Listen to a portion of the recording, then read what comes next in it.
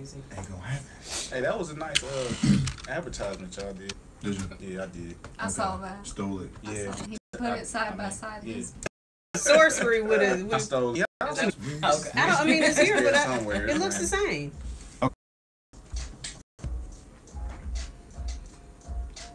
Wait. This is That's a long delay.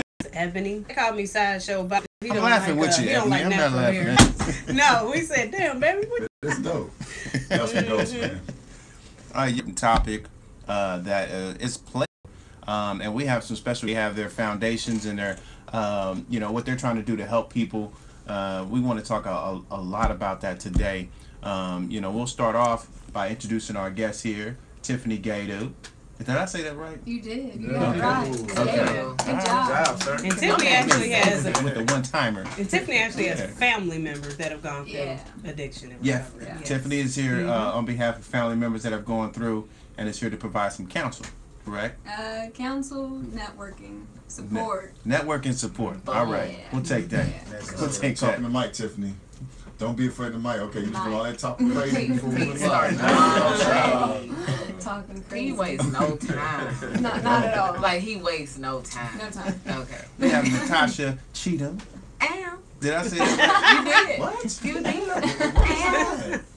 Listen, that's my own little sauce and flavor. Don't you worry about it. Everybody got their own thing that they do. You already know. And that's your thing. That's my thing. Tasha smarts the spot. Ebony, what's your thing? What? What's your thing that you do? A lot of pauses. Now we gotta go back to. We gonna skip that. We gonna That skip is my that. first. Yeah, I'm snorting tonight. I'm not as I was wondering what I'm not that as was. fantastic as Tasha, so I don't have no things. Okay. Maybe that'll be my 2019 resolution to have a thing. Have a Have a thing. thing. Yeah, to have me a thing. Okay, we gonna have work my on that. signature. We're gonna work on that. Yeah. Besides being late, Brain. we'll work on something else. Besides being what? Oh. Let me put my glasses on so I can hear you, because I can't hear with my glasses on. I can't hear with my glasses. See, I thought I was the only No, one. that's real. That is so real. I can't hear a thing with my glasses off. That is can't hear really with a your thing. glasses off? No. You gotta see it. I have to, yeah. Interesting. She I put the know. glasses on like, hold on, let me. How's let it me, any different than? I dare you say it. Hey, Ray, she Nope, put I ain't those going. glasses on. That is I dare you say interesting. it. I'm serious. Yes. I cannot, you can't hear what you, I think it's the, it's She's like, what? never mind. Let me get out into it. I know for damn sure he ain't I showing would out love the to be States. a student in your class. Right. Hold on, what you She say? took the glasses off, y'all. Let's get That's hilarious. My man Keith Samuel is here in the building. How you doing, man? I'm doing all right, sir. Yes. We're gonna be transparent today. You've been on a couple. You're a veteran now. You've been on a couple times Come already. through that. They got You know, one I up like on that. me. I'm nervous. I gotta take my jacket off, man. Don't be nervous, bro. Hot in here. Man, just be you, bro. You know, Just be you. No doubt. But serious discussion. Addiction is real. Mm-hmm. You know what I mean? I haven't experienced it myself, but I feel like we speak on it too broad. Everybody's addicted to something, right?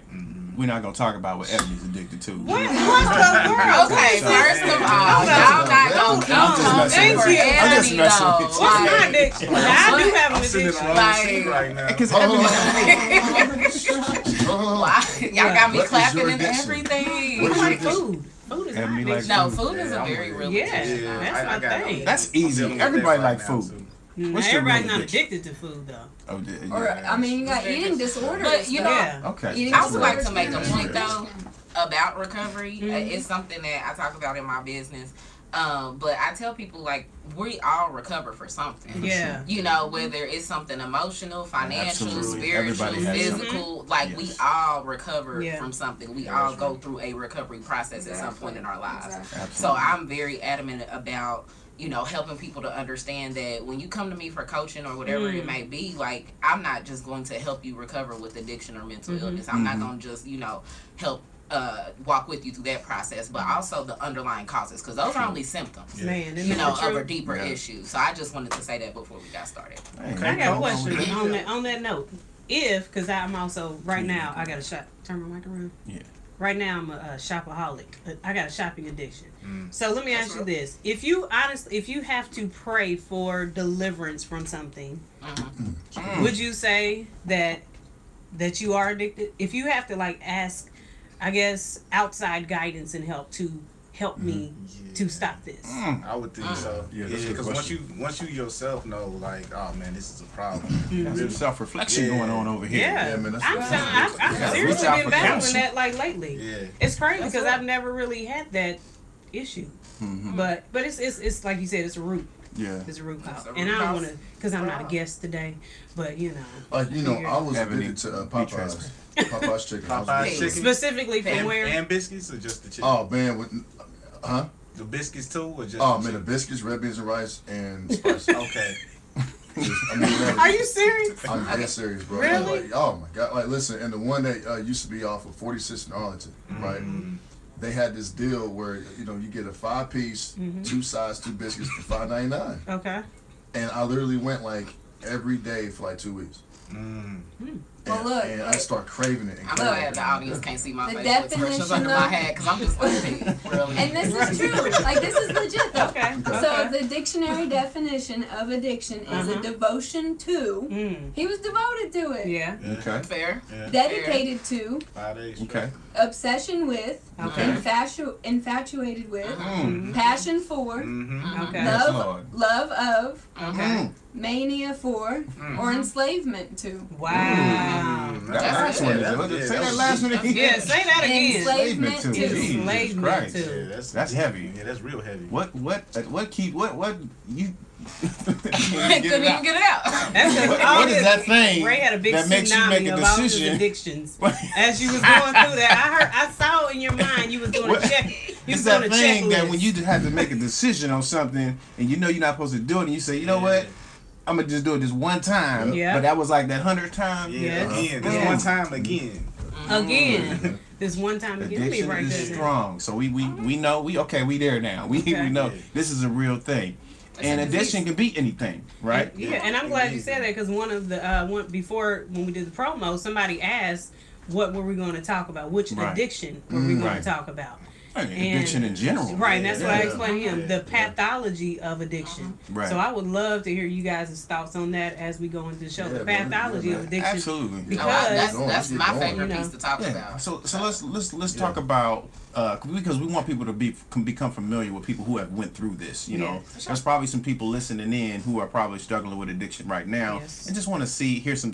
You know, it's that Me Too thing. I want to hear. You know, so let's talk about some of your personal decisions and on your road to recovery in regards and you as well.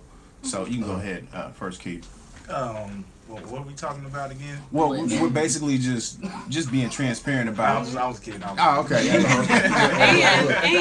Ray, hopefully, Ray turned into Brian Gumble on you. Yeah, I'm like- Listen. I'm like, okay, no, I got it. Never mind, I got it. today is a special day, by the way. So Yeah, we're not gonna just slide on past this kid. Yeah. So hopefully, open up with your special. Okay. Well, Special today is 2 years clean for me. Hey, 2-year birthday. 2 years. congratulations. Thank you. I appreciate Yeah. it. Yes, sir. So it has been a long road to struggle. Okay. But, I had a plethora of things that I like to do. You know what I mean? Okay. But like drinking and probably cocaine and pills was kind of like the Okay. biggest things that I really kind of battled with. Yeah. Amongst the other things. That's a strange combination too. I know. Yeah. But they all kind of came. Yeah. I was gonna say it's more common. But Yeah. Yeah, but I didn't even know, until I found out. That's how I really kind of started because it was popular with people that I thought was cool. The people sound about right. I looked up to. If it was cool for them to do, I felt like, all right, well then, you know what I'm saying? Right. Not really knowing, other people didn't really do it, but kind of knew it was a thing that people didn't always Right. do. So I kind What was the segue? Like, was it the drinking or was it the drugs? the drinking was kind of like the segue, but I started doing cocaine when I was selling weed. Somebody that I was selling weed with, Yeah. he was staying up getting money. You know what I'm saying? And I wasn't. I was getting drunk and falling asleep. You know what I'm Right. saying? So Right. one day I walked in and he, you know what I'm saying, had the mirror, had everything chopped up on it. You know what I mean? And he was like, I ain't no peer pressure, none of that. Like, he ain't forced me to do nothing. But I was like, man, I'm trying to stay up and get money too. So, that's what happened. And that's where it started. And so it started right there. And I mean, and like, did you know, like, after the consecutive times that you were doing it, you wasn't taking account? I mean, when you first do something, you're like, man, that was the first time of this. Yeah. When did you lose count? Like, when did it become something that became so normal that you just couldn't keep counting? I think it kind of gradually happened. You know what I'm saying? I can't really pinpoint the moment because it was all kind of like drinking, partying. It was a party. You know what I'm saying? So it just blended in together. You know what I'm saying? And then it just progressively got worse amongst the years. When did you realize that, okay, this is getting out of control? Yeah. A couple years ago. I mean, like what was the turning point? I would say for real, like my realization when I knew I needed to change was about 3 years ago. When I really needed to change, but knowing that it was a problem, I think you kind of know when it's a problem. It probably was like, like 6 years ago, or when I started getting into trouble. When it started affecting my life. And the people around you and stuff. You know what I'm saying? My wife, my kids, friends, you know what I'm saying? Family. It kind of like around that time, I was like, I probably need to slow down. But that was that I need to slow down, and then speed back up. It's like you slow down the slingshot, and then blast back out. So there was there one just major part or one major situation that said, what most people call your rock bottom? You know, that made you come to that decision? My final decision? Yeah, final decision, right. It really kind of, it was almost a regular day. You know, I was with a regular addict day. Okay. Not a regular. That's real. Right. For sure. Make sure you distinguish. So y'all know it's different. I wasn't sitting at the barbershop like, dang, man, I think I need to change my life. Yeah, for sure. I was gone out. I binged. I was sitting in my car. The birds was chirping. It was early in the morning, probably around like 6 o'clock. Well, not 6 o'clock. It had to be like 8 o'clock in the morning or something. And they can still hear you. Okay, my bad. All right, so it was about like 8 o'clock in the morning or something like that. And I was just looking on Facebook, and I saw a post from my sister-in-law. You know, she was basically bigging me up a little bit. You know what I'm saying? And then to myself, I was real messed up in that state, like drunk and hungover high. And then I was looking at myself like, dang, like that was cool, but I'm not that person. Right. You know what I'm saying? Right. And these are my nieces and nephews, and you know what I mean? Like, I need to be that person for my kids and my family. So that was really like the moment, you know what I'm saying, upon other stuff that I was already thinking I'm already trying to quit, but I feel like I can't. Wow. So I just had to give myself away, you know what I'm saying, like just give up, and then call it addiction hotline, and end up flying off to Florida. I thought I was gonna be here, but they was like, all right, wow. So you called the hotline, and they set up everything for you to fly you out to a place. Yeah. How long were you there?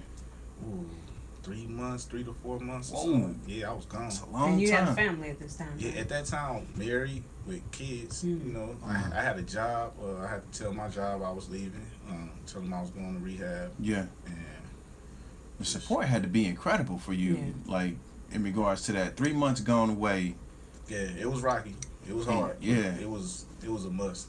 Wow. In the end. Well, hey man, we are proud that you fought through that and got through it, man, and that you're here talking with us today. Absolutely. You don't realize how many people you probably helping today just by telling that story, because there's people who scared right now, don't know where to start, don't know what to do, is still struggling with it. Yeah. You know, so hopefully, you know, they're listening in, and you know, we can continue giving them some good advice on how they can get out of that. And it also gives people hope that you don't have to hit that rock bottom, because I think this is like the first time I've ever even heard a story to where there wasn't a rock. Is it good? It's a very common It's good. Can you clear that up? Because that's what I've always thought, that you had to hit rock bottom on anything in order for you to, you know, recover from, to make that decision. Yeah, as with anything else, I mean, it's just an individual process. Some people do have to hit rock bottom. Okay. But that's not to say that everybody has to hit rock bottom or will even hit a rock bottom. Gotcha. So yeah, that's very, very common misconception. Okay. Thank you for clearing that up. Yeah. And Tasha, you like I said, you've been here a couple of times. We know the story, you know, but I'm intrigued every single time I hear it. I'm intrigued when I tell you. I like to hear the story. Well, let's be intrigued. Look, she took the hat off, man. Right, you know. Well, you know, when you connect with people, like, they gotta see you. And you couldn't see my face. I was looking at the thing. I was like, I'm real incognito right now. So let me take the hat off. So my name is Tasha. 28 years old, 16 months sober. Yeah, I've been trying to. Right. 16 months sober from alcohol. That was my main substance of choice. But I did pills heavily. Smoked weed heavily. I don't believe weed is a problem, like, in and of itself, but it is addictive. What else? Cocaine. I think that's it. I mean, I dabbled in other stuff too. Acid, shrooms. Like, I talk to people and they're like, what? Like, black people do that? Yeah. Like, they do. So, ecstasy, like you said. I mean, did a lot of stuff, but alcohol was my absolute substance of choice. Not to stop you, but it's just crazy to me how easily accessible this stuff is. I was very easy. People don't think, like, they were like, what, you did what? How did you get? I'm like, it was right. It was right there. Right. Yeah. That's wild. It's like 1 degree of separation. Like, real talk. So, I'm trying to even figure out where to start with my story. So, so I was first symptomatic starting at 10 years old for mental illness, specifically. So my mom was diagnosed with schizophrenia when I was 8 years old. By 10 years old, I was symptomatic of major depressive disorder. At 14, I had a very traumatic experience. I was raped by a friend. At 16, I was sexually assaulted by 3 men, and then 2 days later, my boyfriend at the time was shot and killed. So that trauma in and of itself, not even including the trauma of living with a addicted and mentally ill parent, all of that is really my underlying causes of addiction. So I started drinking at probably about 14. It became a problem at 16. And I was never in denial about my problem. I knew I had a problem, did not care. Because people were like, you should stop drinking. Yeah, I probably should. Who gonna check me? So I was real honoring. And so that lasted, honestly, heavily until about 2015, 2016. So it was a very long time.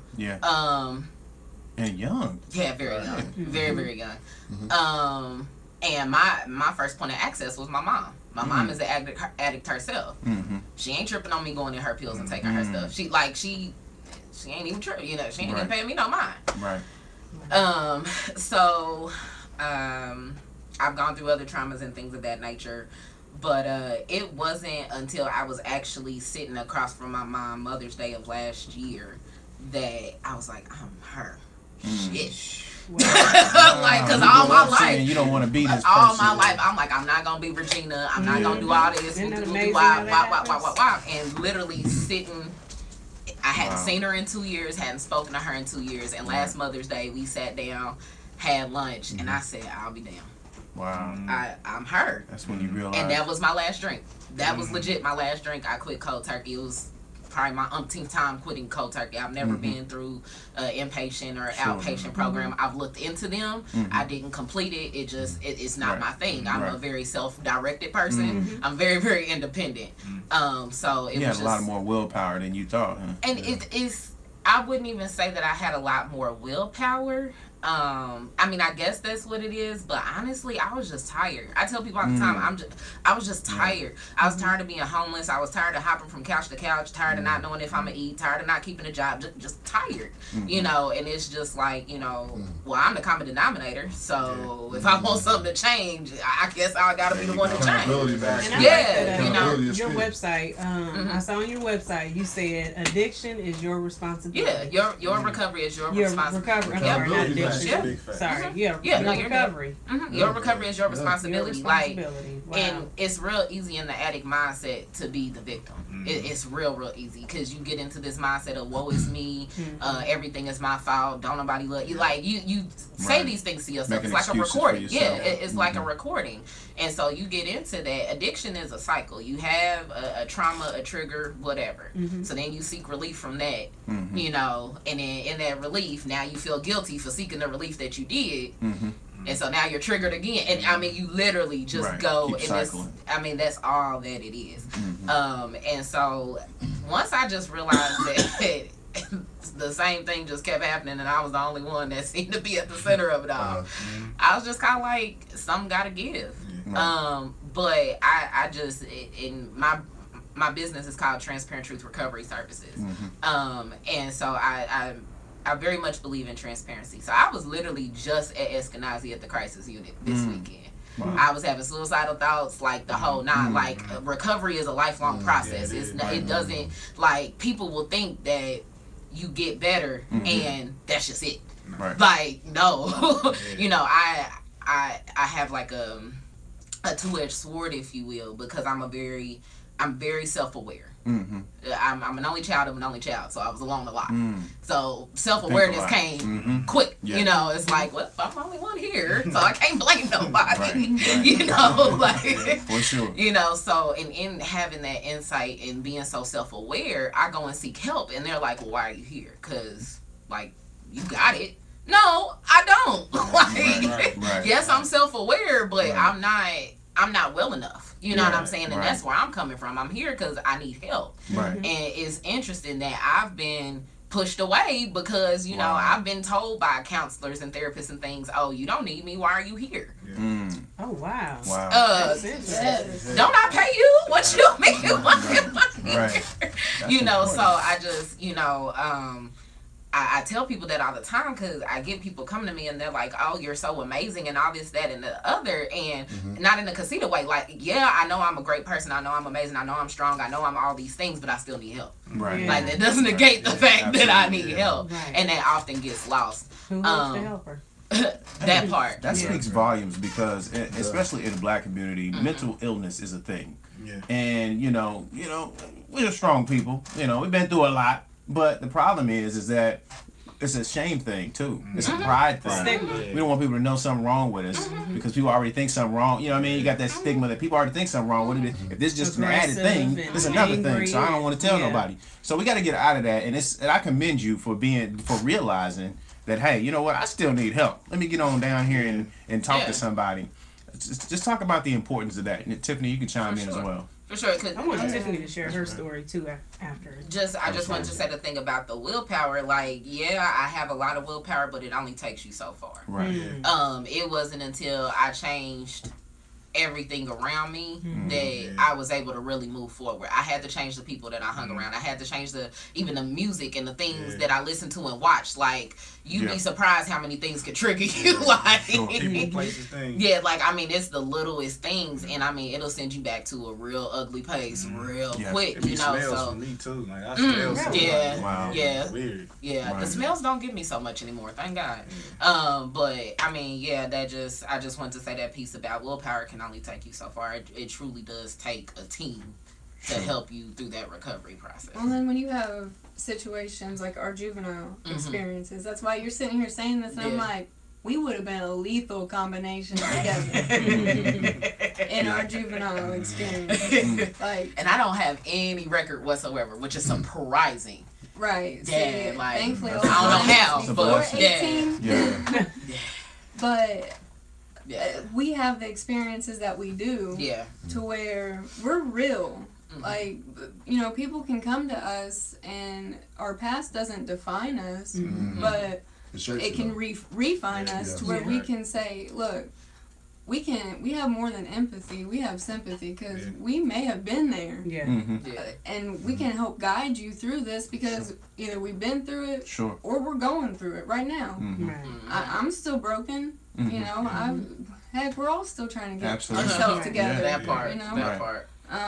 With the experience with my family member, I'm still going through that. Rich is still going through that. Our kids are still going through that. Right. You know, it's our experiences though, and that's with the juvenile community, especially the kids. Like, they need to know, no matter where they're at right now, no matter what they're doing, it's not going to define where they can go. Yeah. I mean, look at what I'm doing right now with my career. I'm sitting where I'm sitting with a GED. I just... That part. Right. No, that's real. Right. Can you I got an associate's in general studies. I'm chilling.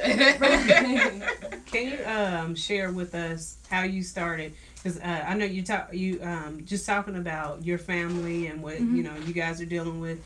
Can you share with how that actually started your network and what you currently do in your career and how that all tied together? Yeah, so it actually started in 1997. I was in the car wreck that disabled my family member. Okay.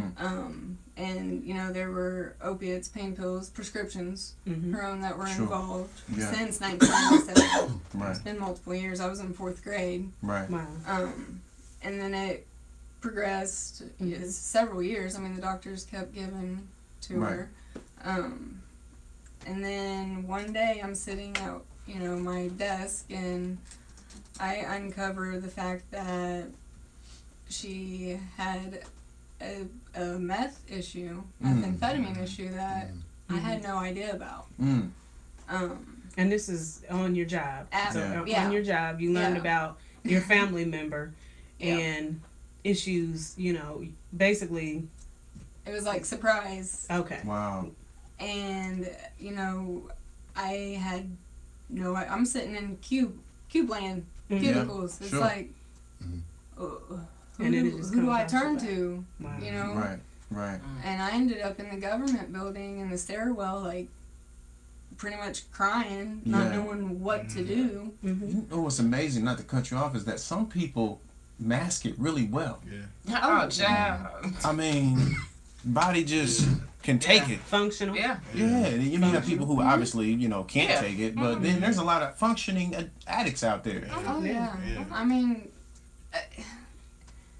it was. So did you know? I mean, granted, she lived quite a ways away from us. Okay. And there were several canceled visits, and I'm not feeling well, and which coincided with the disability as well. So it was easier, but it was very easily hidden. So how did that catapult into your network? The idea of it was, I can't be the only one that's sitting where I'm sitting. Within just as a disclaimer, I work for the Department of Corrections. Sure. Okay. As a public servant, I can't be the only one that's dealing with this. Right. That's touching the community, Right. And then going home and dealing with it. Right. Sure. There has to be some type of network where we can help each other and talk amongst ourselves about, not only are we working with it daily, but we have to be able to talk about it. It's going on in our own homes. Or with our family and friends. Right. And that was like the main idea and concept of it, but I finally was able to put it together, and it has just grown into something much more. Like, teachers are involved, coaches, pretty much anybody that touches the community. Awesome. I've paired up with Yvette Markey, which I think okay. It's my cousin. Hey, right? I think she's watching too. She is.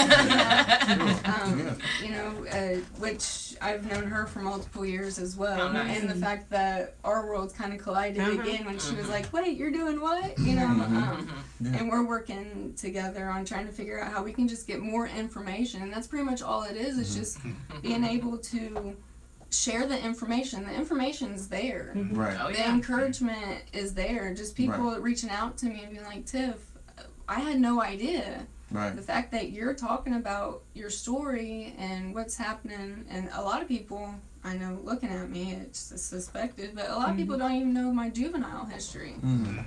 And the fact that I was a juvenile delinquent and where I came from. The fact that I was, on juvenile probation for so long that I did drop out of school at the age of 16. I was pregnant by 17. I have an 11-year-old. I'm 29. Yeah. You do the math. Right. It's the whole stigma that surrounds everything, and you can't judge a book by its cover. Absolutely. And that's how, with addiction even. It touches every community. It doesn't, it's not does not discriminate. Absolutely. At all. It doesn't matter who you're looking at. They can be in a suit and tie, sitting around a conference table, and they might be struggling, and they might need help, and they don't want to talk about it because of their suit and tie. Very much so.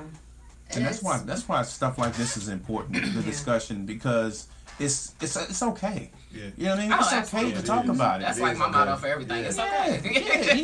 It's such a huge burden that comes off your shoulders when you talk to other people about it. And not only that, you're helping other people by discussing that, because there's somebody looking for somebody that's like them. You know what I mean? Because that's in secret, and the more we don't talk about it and discuss it, the more people hide, and stuff comes out later. So or it trying takes to a prevent celebrity that. death to make people feel some type of way. I'm sorry, Tiffany. You already shared the name of the network, right? Oh, it's the Yana Network. It's right now on Facebook, and I think honestly, it's the only one that's labeled the Yana Network, which is You're Not Alone, which is kind of a thing for awareness. But nice. You post that post that in the comments. And I had I had gotten an invite to join. I think Rich did. Yeah, but it was so funny because the first post that I saw was for food addiction, and I was like, "What is he trying to say?" And I almost sent him I almost made a post about it. Somebody's trying to be funny. Somebody just added me to this food addiction group, and I was hot. So I was like, "Wait a minute, let me scroll." And I was like, "Oh, okay." Yeah, I think that's when I was trying to put out there that not everything around addiction isn't just drugs and alcohol. Anything. And I was showing. But that was the first thing that I was like, food addiction. What is Richard trying to say? Come on. Because I think I had just posted something. He said, "Girl, you know I wouldn't do that." I think I just posted something about exercise or something, or losing weight. I had just made a post about that. Well, you say, "Richard, you don't know me." That's what you're trying to say. But then again, I was low key like, thanks. I got to check this out on the low. But but when you go on there, it's so much information about any kind of addiction. Oh yeah, our Indiana, it's Know the O. Oh it's IN.gov. You can. There's recovery information on there for service providers.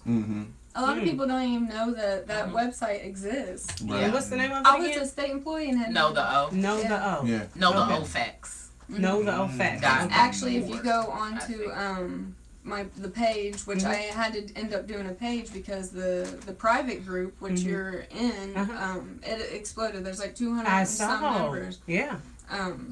So I ended up doing just a public page to where I'm sharing the same information just in case. Right.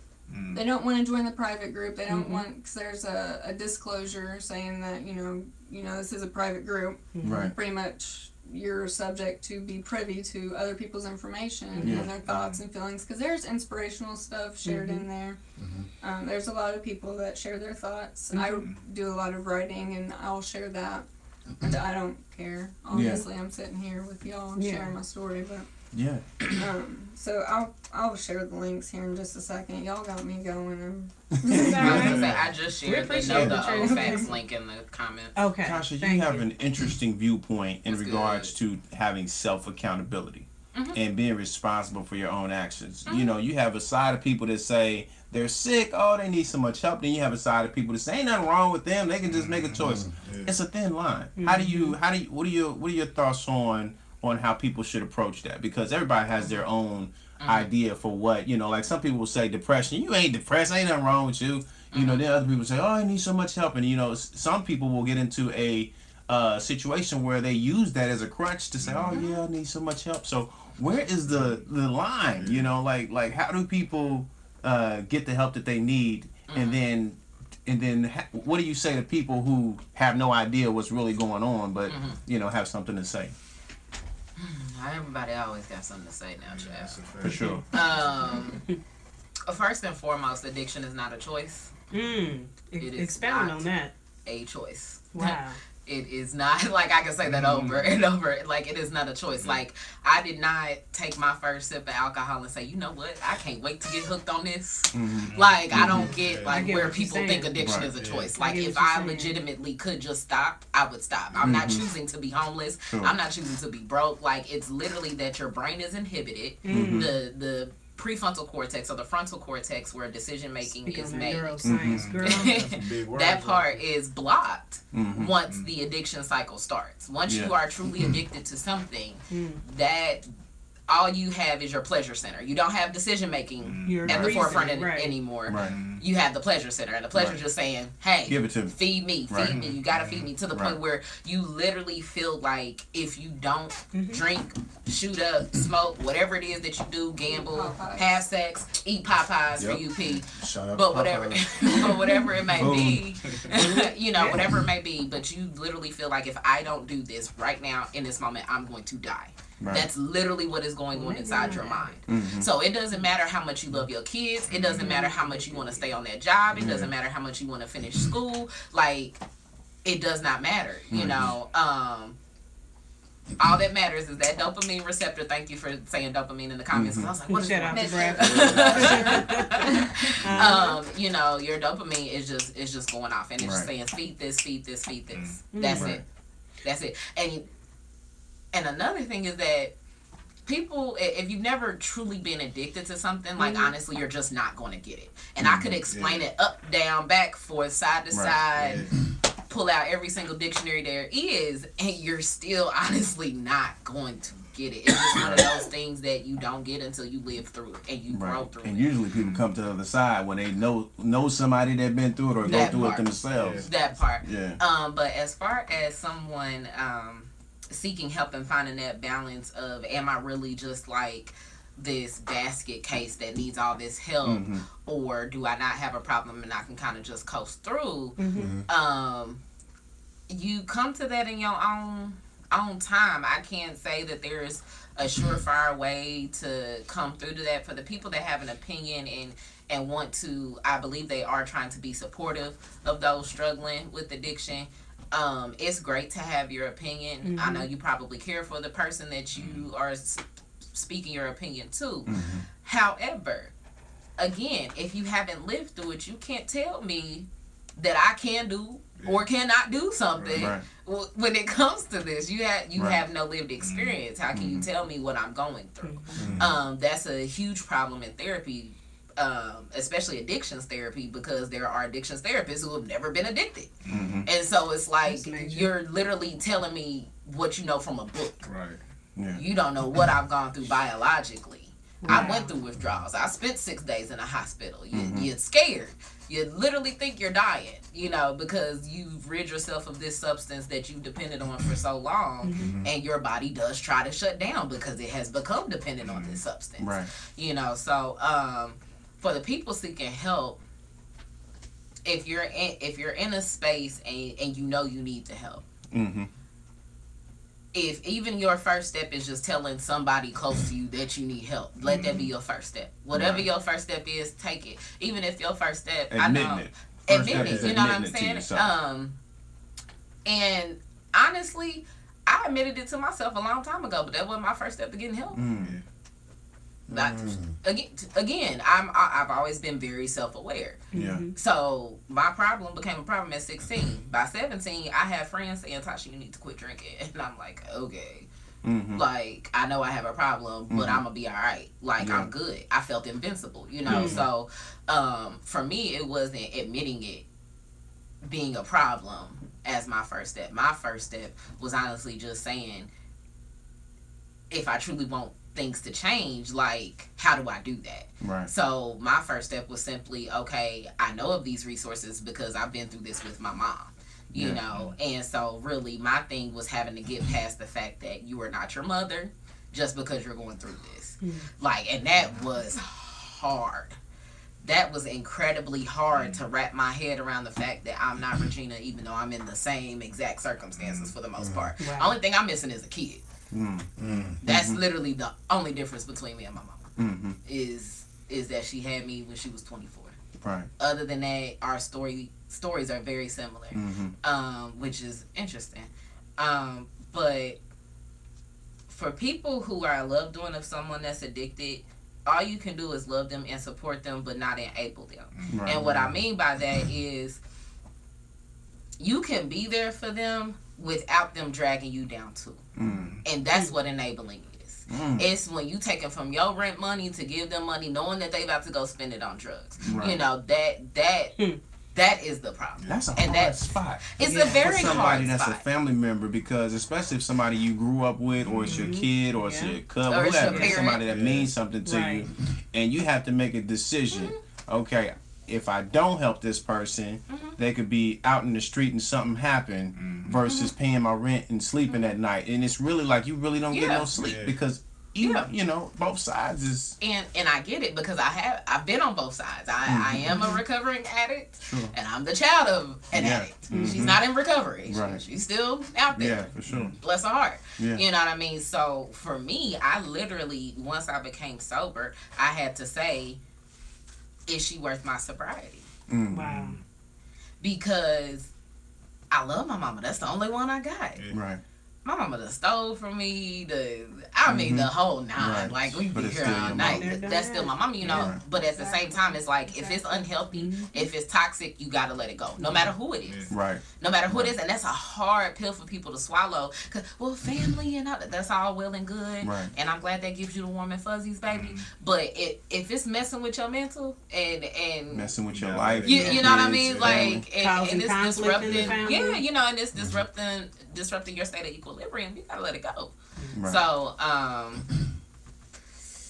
it's hard. It's like abandonment. Yeah, it does. It really does. Because we did. Like, we had to do that. We had to, you know, Rich and I had to make that separation of, we have our own family. Where do you draw the line? Yeah.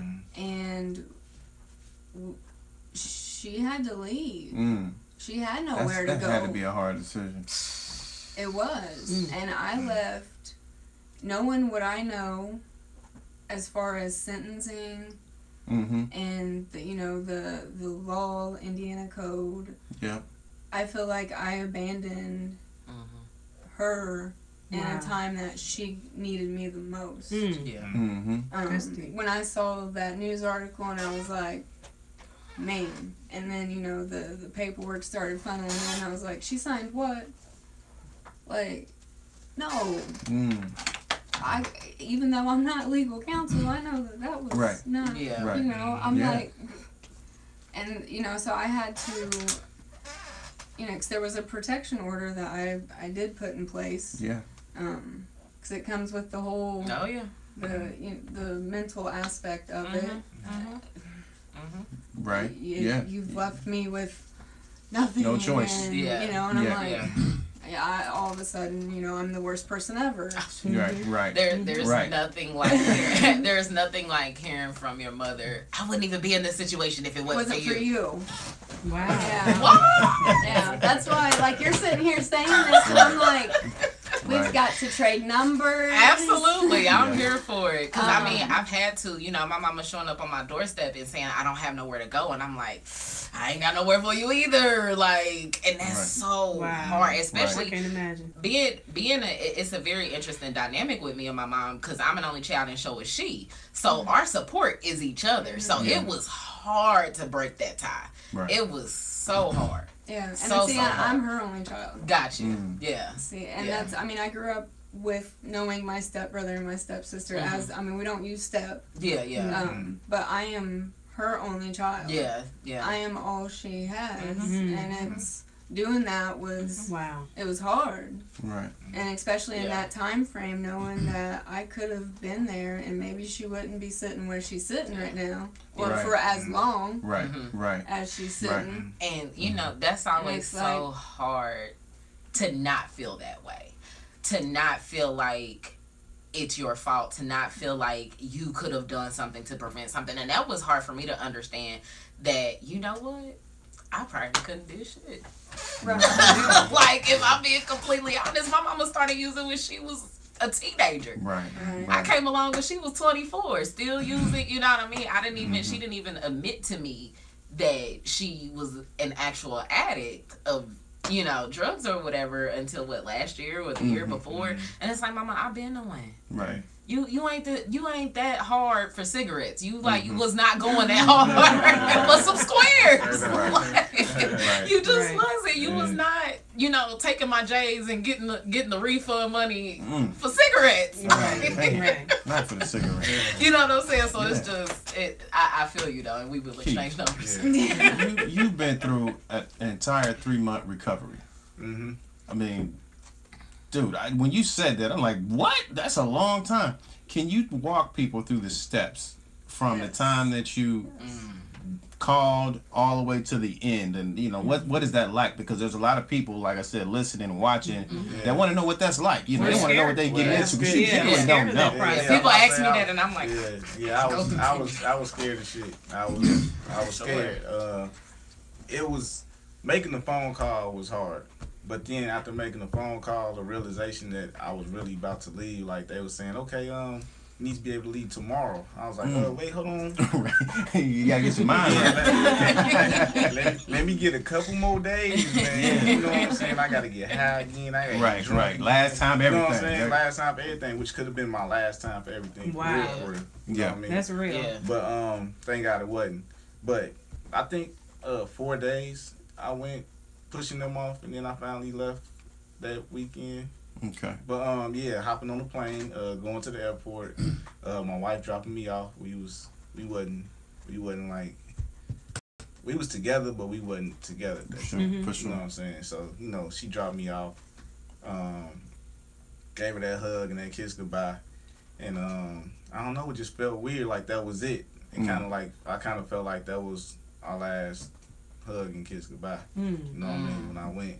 And then when I made it there, they had a guy standing there with my name and a little thing, and we went straight to the they was ready for you. Yeah, they was ready for me. Brought me straight in, and the dude that picked me up, I have his 2-year chip in my pocket right now.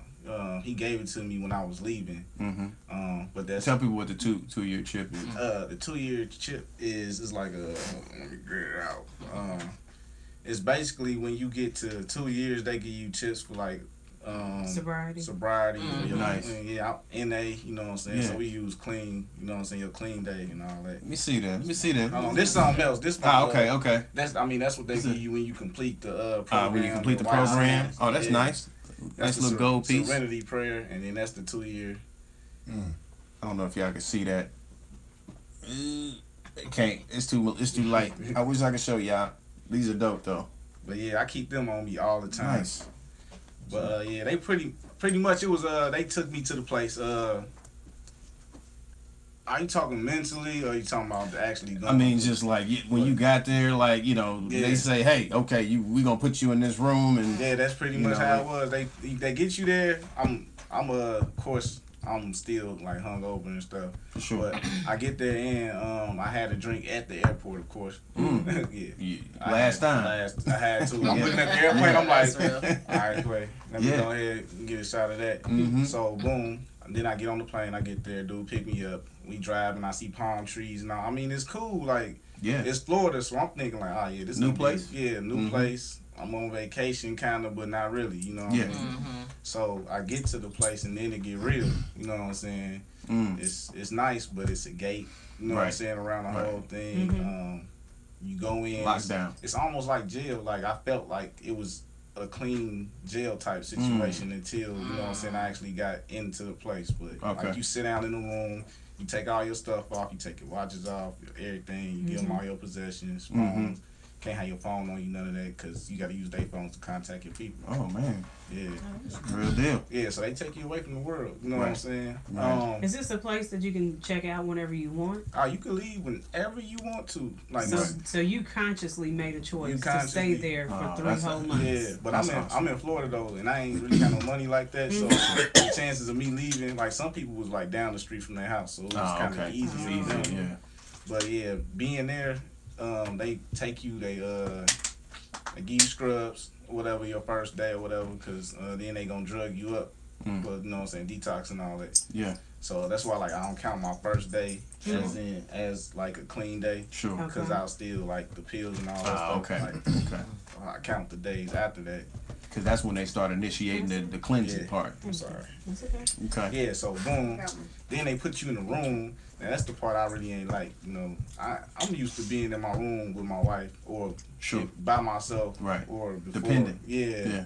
Now I'm in a room with people I don't know. You know what I'm saying? Yeah. Like different addicts. You know what I'm saying? Everybody you're not gonna like. So that was the part I really didn't like. But luckily I had some cool people in my house. Sure. So it's like little huts, like houses, small houses. I think it was like a little community, like a design community to show off houses or whatever. Yeah. They turned it into a rehab center. They put everybody in different units. Houses, different houses, different rooms. Like each room had like 3 beds or something like that. Okay. And then they had the girls, and they had, you know what I'm saying, the men split up or whatever. Yeah. But you can go out and go to meetings. Okay. And I think the meetings is actually where I actually got, you know what I'm saying, my realization that they were people like me. I mean, it was people in there like me, but they wasn't like me, I felt. You know what I'm saying? Right. So when I started going to the meetings, it was different people like that look like me, that dress like me, that act like me. Sure. You know what I'm saying? And that was Narcotics Anonymous. So when I was going to those meetings, I'm like, okay, this is cool. So you got to do good in the rehab to go out to the meetings. So I wanted to go to the meetings. So it was like, man, every meeting, I think it was like 90 meetings, 90 days. So I wanted to do that. So I was doing good in rehab so I could go out and go to the meetings. You know what I'm saying? Yeah, for so sure. That's basically what that was. And then I guess so they created something like a point system where you could you reach this level. Some people try to come to the gate, they be like, no, John. Wow. Does that mean they got to stay an extra day or something to try? That mean they just, you know what I'm saying, they just can't go and do all the extracurricular activities. You know what I'm saying? That's why I said it was kind of like jail, because it's like you got to have a certain. It's incentivized. Yeah. It was weird to me, but at the same time, I'm like, okay, I get it. You know what I mean? And then after that, I think I was supposed to be there 45 days. And after that, I decided to stay.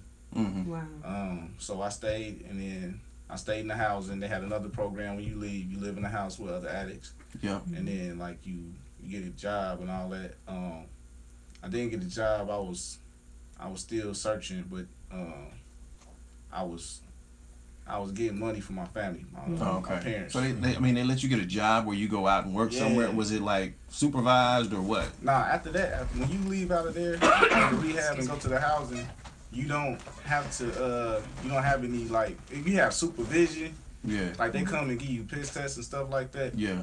And they have somebody staying there with you, but it's really you can leave and do whatever you want to do. You know what I mean? There is a curfew, but you pretty much got free reign. So when you say doing good, you're talking about managing yourself, like staying clean and following rules and stuff like that. All that. Okay. Seems like it's a test of how bad you want it, because you have the, like you say, you can leave anytime you want. Yeah. And you have the freedom to go down the street and take a drink if you wanted to, and. I mean, it sounds like you just have to have some strong desire. Like, you have to be really willing to change. Like you were saying, like I just needed to get away because there was too many people, places, and things. A lot of influence everywhere. Yeah, because I'm shooting videos for rappers and all that. You know what I'm saying? Like everything I was doing was involving drinking, smoking. You know what I'm saying? Partying, and then after the video, after the party, the after party. You know what I'm saying? So and then it's just a whole bunch of everything in that whole thing. So you just got away from all of it. Yeah, I had to get away from everything. You know what I'm saying? And then I did that, and then I think Christmas Eve I came back.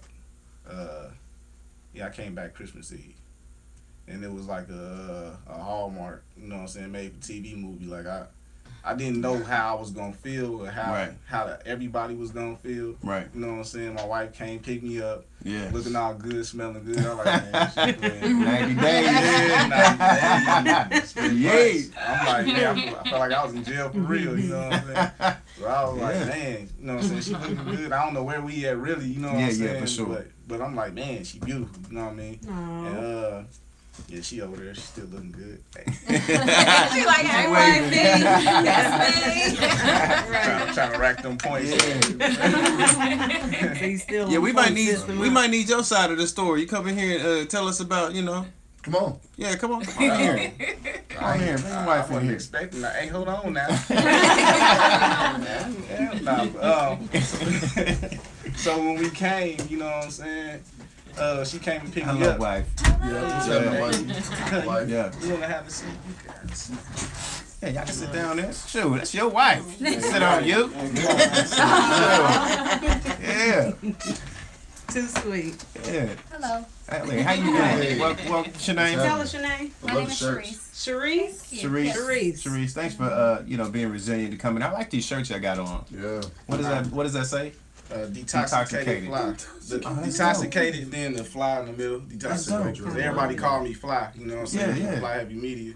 But yeah, this is actually like my documentary. I'm working on the documentary. Nice. And I wasn't gonna. I guess I could say it now. I made a couple songs too. Yeah. I used to rap and stuff, but I ain't. Okay. I don't want to be no rapper. I ain't trying to be no rapper. I'm just trying to bring awareness. Ain't nothing wrong with it. So yeah. So that's what I'm trying to do for that. And it's called Detoxicated? Yeah, Detoxicated Fly. When is this plan to release? I didn't really plan a release date. Okay. Yeah, but I want to have it released at the end of the year. Okay. Let us know, man. We definitely want to take part in helping you push that out there because what you're doing is a great thing, man. And other people need to hear and see what's going on, you know, in regards to like addiction and stuff, like, you know. Nobody knows your story, so this would probably be a good story for people to see and hear. Yeah. So let us know, especially Sharice, for younger people. Yeah. You probably seen more than we have. You have seen more than we have. You know, from the beginning to the end. You know, and this is up to you. You don't have to be transparent. You know, but what was it like? You know, going through this process with them. It was hard. A little closer to me. It was hard. Okay. It was very hard. We've been married 12 years now. Wow. Yeah. And today is his 2-year sobriety anniversary. That's man. You can never clap so much for that. 10 years of that. Wow. 10 years of that. Mm-hmm. And we got married when we were young. Yeah. I was 20. I was 24. 22. Yeah. So, and like now we have 3 kids, but our youngest is 4. And, you know, this is his 2-year anniversary. Sure. So, raising the kids and, you know, with his addiction, I carried a lot of the weight and a lot of the brunt of the family. 3 months. And, I mean, even aside from the 3 months, the 10 years. Yeah. I was there, but I wasn't I wasn't there. For sure. Did you know initially that he had an addiction? Drinking, yes. Okay. And I mean, looking back after everything you go through, you see a lot of red flags. But I just when they was talking about hiding stuff, like everything I was saying on the other end, I was on the other end. Right. Like people not letting me be at their crib, or like I might wear out my welcome here, or you know what I'm saying. Yeah. And a lot of stuff, like I was hiding stuff from her, like in the bed at night. You know what I'm saying. Sniffing like I got a cold, but you know what I'm saying? Right. Wow. I mean, it was a lot of hiding stuff. You think, you would know, and I worked. A lot of that was full time. We got 3 kids, so some things that maybe I should have noticed or paid more attention to, I didn't have time for. Right. So that's real. Right, that definitely is real. You know, some people you get caught up in life. And you was saying this, you was working. And realized it one day, like, wow, you know, this is real. I mean, that goes with I know I felt guilt, like I felt bad. It's like, should I have known? Right. At first you're upset, then there's that wave of all these emotions of could I have done something? And then you're like, well, they're grown. They were going to do what they were going to do anyways. But then it's the wave of emotions again. You cannot love somebody sober. No. You cannot pray them sober. Say that again, please. You cannot love somebody sober. It's impossible. And pray them sober. Because I have tried. And you cannot tell me that I have not tried, having been married to this man unsober for 10 years. Wow. Wow. It really has to be an individual decision. And, you know, when he said he was going to go to rehab, at that point, I was done. Right. Like we at that point we had been married. Literally, we had just made our 10-year anniversary, and I told him, I said, you know, I'm done. I said, and this is not no heat of the moment where you got to grab all your stuff and you got to be gone in 2 days. This is like, you know what? Figure out where you're going, and you need to just go. Wow. So you know. Is that when it got real for you, or what, did it click when she told you that? It got real right then. It didn't click right then. That moment was real as hell. Like I was like, you could tell, like I could see it in her face that it was like she had no more left. You know what I'm saying? And this whole time I was kind of like praying on her, not, you know what I'm saying, not praying, but praying like pray, like I was doing that to her, like playing off her feelings, you know what I mean? Yeah. Not knowing it, like then I wasn't doing it on purpose, but I guess I was doing it on purpose, you know? But yeah, that was it. When I seen that, I was like, dang, you know what I'm saying? Something got to change, but I still didn't, you know what I'm saying? I still didn't change, because I don't know. It was just, then it was like ritual and a thing. Like, I felt like I couldn't change it. I felt like I just knew I didn't have the power to change it, so why change it? Because this is me. If this is going to be me, if she can't love me for me, then I don't need to be here anyway. You know what I'm saying? But not really thinking about the fact that you wasn't really sober enough. Right. Wow. Me, Well, that's incredible. I just applaud you for sticking by. You know, and y'all been married this long. You know, there's a lot of people that's like, you know what, I can't do this with you. You don't ever come near me again. You know, so to go through that and realize that, hey, for better or for worse, you know, and that's an amazing thing. I'm sure that you had some challenges. You know, really reflecting on like, man, did I make a mistake here or what? You know, but the fact that you stuck with him and even took him to the airport. You know, the last person he seen when he got off that plane, that's inspiration right there. Yeah. You know what I mean? Taking somebody to the airport, you know, and then coming back and seeing that same person. Yeah, I know what happened when he got home. Dang, right. Hey. So nasty. I mean, we married, you know what I'm saying? You always gotta bring it, don't he, Pat? We all have addictions. No, I'm just playing. Play too much. I knew it. I knew it. You ain't playing. You are not playing. Play too much. Missy, press 1 if nah. Press 1 in the comment section. Missy, don't you comment. You know where it goes down. They'll tell business. I ain't gonna turn this on me. I don't need no intervention today. It got a little hot in here. It did get warm all over. It did. Why she gonna put 1? See?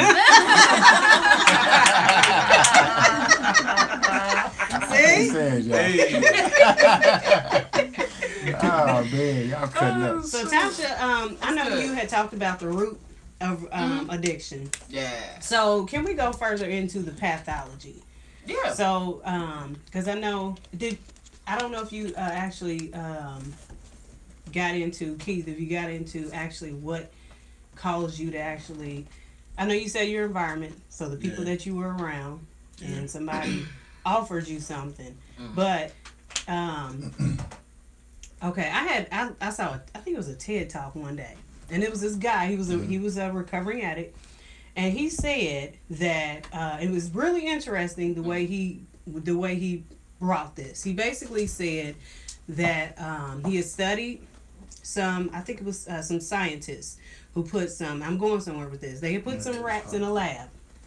And in the lab, they gave the rats 2 different environments.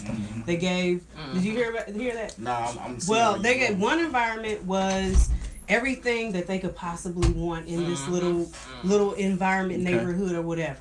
They had all the food they want. They had all the nice toys and everything that they could possibly, all the pleasures. Right. But they also put cocaine in that environment. But then they had rats in another environment. And the environment was it was destitute. It was they didn't feed them as much. They didn't have all the nice stuff. They didn't have any pleasures. And they had cocaine. The ones that had the stronger environment and had the stronger circumstances, they never touched the cocaine. Right. Or they touched it and never went back. Because they didn't need it, because they had all these other pleasures. The ones that didn't have the pleasures became addicts. It was all that was left. And so his theory was drugs don't cause you to be addicts. He said your environment and your circumstances cause you to be addicts. Right. I mean, I think.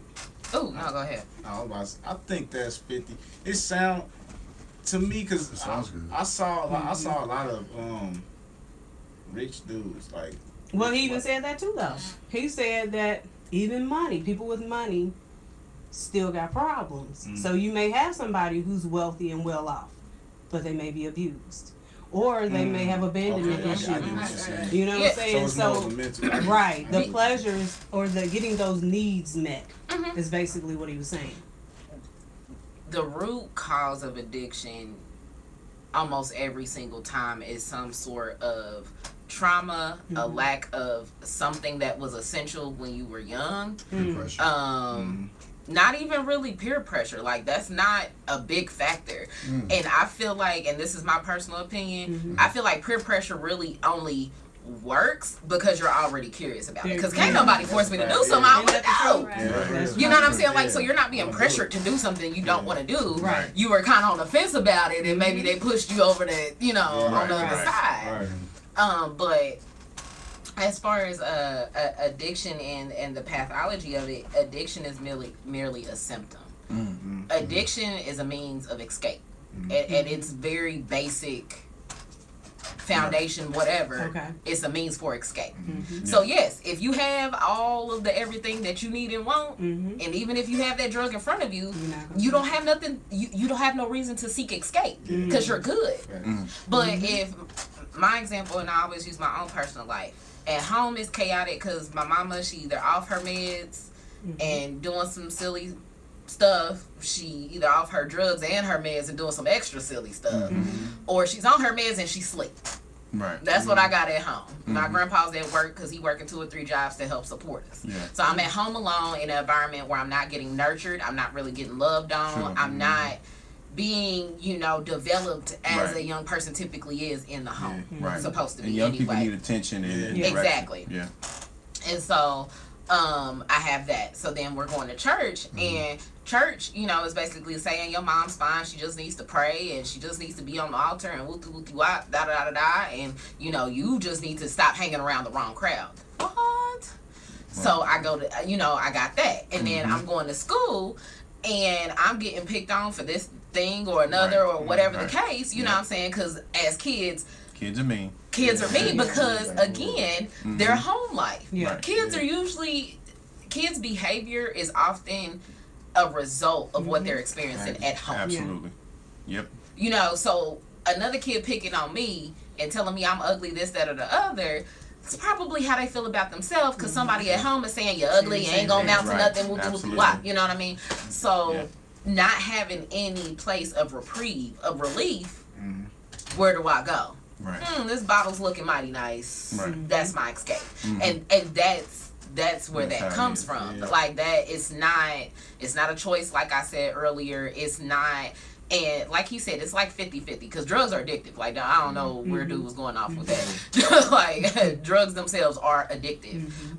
But it's the combination of the addictive substance and the need and means of escape. So that's my little take on that. So do you think then there are some people that actually just get high, they start to become addicts because they just like to party versus because you build a tolerance. My environment wasn't terrible. You know what I'm saying? Like, my environment, I had my mom at home, I had my dad at home. You know what I'm saying? I could say, of course, we ain't had the happiest family. You know what I'm saying? Right. Sure. But I mean, it was a family, and a lot of people had it way worse than I had it. You know what I mean? So it's like I was doing it because I saw people doing it. You know what I mean? Right. I saw like people having fun. You know what I'm saying? I'm like, oh, that look fun. They having fun. It don't seem like there's nothing wrong with it. You know what I'm saying? I ain't shooting nothing in my veins. As long as I ain't doing that, I'm fine. You know what I'm saying? Right.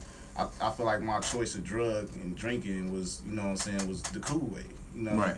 Right. And it ended up not being the cool way. You know what I'm saying? Right. None of it is cool, especially when you hurting people in the process. Yeah. That's what I kind of describe as an addiction. Is something that hurts you and hurts other people.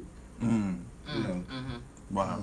So it could be anything, like you said, with food. It could be your infatuation with sex. It could be your infatuation with anything. If it's hurting your pockets, if it's hurting your soul, if it's hurting you and hurting the people around you, it's an addiction. Yeah. Wow. If it impedes you from meeting your own basic needs, you got a problem. Yeah. Like that The word that Tiffany used in the beginning, enslavement. Yeah, enslavement. Enslavement That's what it is. to Like something. you held down, you shackled to it. It's like they said. I think my pastor, Kenneth Sullivan, he made this point. Shout out to Pastor Ken Sullivan. Yes, New Direction, East 38th Street. And I had two members from my church. They were here to support me too. Michelle and I. That's where I knew her from. I used to go to New Direction. That's what it is. Yeah. But he basically. Shout out. They came all the way over here. Yeah, I just shout. Yeah, Michelle and Ivy. There we go. Yep. So he was saying that elephants, when they in the circus, like they start off with like a string. You know what I'm saying? They don't need nothing around them really, because they in their mind they still shackled down. They enslaved to it.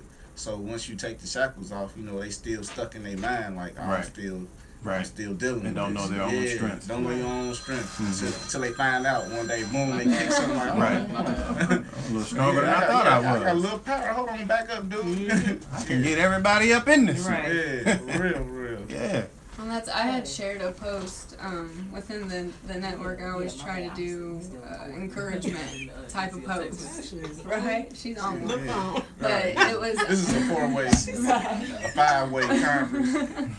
I found a picture that had said that addiction is the only prison that the chains are on the inside.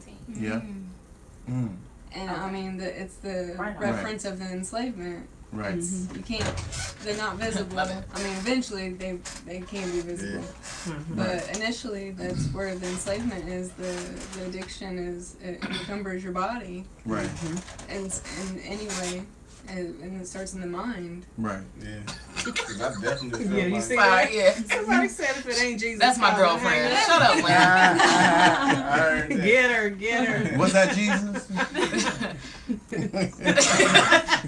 Depends on what. Depends on who you are. We about to go there. Yeah. I ain't about to go there with y'all. I just got to talk about my pastor. Listen, hey, see I Sundays at 8:30, 10 o'clock, 11:30. There you go. Be there, be square. Well, this has been a great discussion. Yeah. And I'm hoping that we can have plenty more of these. You know, I sincerely believe that. You know, people always say, "How do you fix people? How do we fix a people? How do you fix a people?" You can't. I'm sorry. You can't, but we can have but we can have discussions and conversation, and that's where it starts. And I honestly like how you was saying, you know, you just had an episode, you know what I'm saying? And I like these past 2 weeks, you know what I'm saying? I've been like depressed. You know what I mean? I've been down. Like I've been trying to do everything. Sure. Cause I know the feeling. I know where I'm at. So I'm like, man, I need to do it. I started dressing for success last week. Awesome. And the week before that, Yeah. I mean, I was just sitting in clean. it. Yeah. I appreciate that. Casket short. Yeah. I got some brothers I want to introduce you to too as well. We just came fresh off a men's conference last week. I'm talking about Willie Dynamite. Willie Dynamite. Willie Dynamite. He was on the show before that, but you know, incredible fellas who are all driven to be something, and that's really what it takes is to just continuously be around guys and people that are doing it. That's my You know what I mean? Yeah. And so I'm definitely gonna let me know anybody you want to meet. I'm gonna introduce you to a couple of different people. Okay. You know, because I feel like you're already doing some business stuff in the first place, but one thing that we miss out on is not understanding how much we can do, how much capability we have from a business and financial perspective. You know, I didn't know nothing about credit until I was about 32, 33. I'm like, man, what is credit? You know what I mean? My credit was 250, you know. I'm exaggerating. I'm exaggerating. I'm about to say, you just made me feel real good. Don't take it back. Don't take it back. I need that so I ain't depressed for the next couple of days. I was just feeling better. It's smooth. You know how you go in a place and you know you ain't gonna get approved, but you do it anyway. But you do it anyway, right? You know what I mean? Yeah. And then you act shocked when they come back. I used to work at Macy's, so I know all about that. People come out, hey man, why don't you put your number in? You know what I'm saying? I know they ain't gonna get it. They know they ain't gonna get it. Like I need that. I need them points. You know what I'm saying? So I can get some that's real. Macy's money. The first time that I really got, the first time that I really, if you ain't had Macy's, I don't know what's right. They used to give giveaway money. They really I swear I used to, like, I thought it was free. I maxed it out so bad. Y'all ain't getting this money back. It shouldn't have gave it to me. Shouldn't have never gave it to me in the first place. I knew I wasn't gonna get it. Gave it to you. Had me about 3 suits, stuff I ain't never had before for that $250. Oh my goodness. But I remember when I got my first, my first car based on having decent credit, and I went into this place, man, and for some reason in my head it had to be psychological because I just knew I wasn't gonna get approved for it, you know, and the guy came out, or they was gonna try to give me some kind of bucket, you know, like some kind of car that's 6,000, 7,000. I was ready for that. I was like, it's gonna have a little rust on it, whatever. I just need something to, you know, A to B, you know. So when he came out and he looked at me, he sat down, and you know how he did that deep breath. I said, you know what? I don't even know why I came in. You about to get up? I don't even know why I came in. My bad for wasting y'all time and my time. I knew better. I knew I wasn't. What am I doing? You know what I mean? But you know, on my road to fix my credit, I realized that wow, man, I didn't. You know, it was like you can get anything on the lot. I'm like, what?